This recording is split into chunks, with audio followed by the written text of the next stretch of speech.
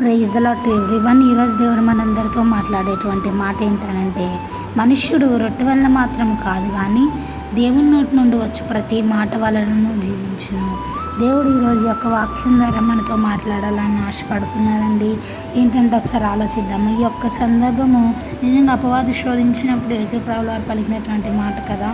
నిజంగా నీవు మనిషి కుమారుడు అయితే ఈ యొక్క రాయిని రొట్టెగా చేసుకో అంటే యేసయ్య పలికే మాట రొట్టె వల్ల మాత్రం కాదు కానీ దేవుని నోటి నుండి వచ్చే ప్రతి ఒక్క మాట వలన కూడా మనిషి జీవిస్తాడు అని అప్పుడు యేసయ్య అపవాదికి ఆన్సర్ చేసింది కదా.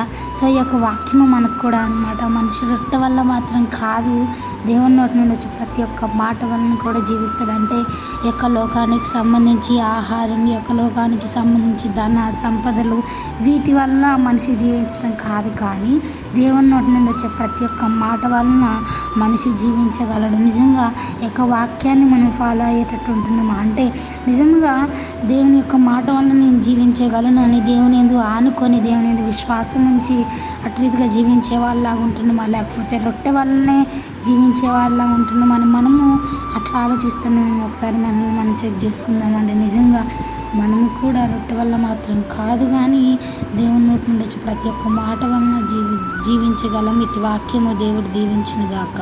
ఆమేన్.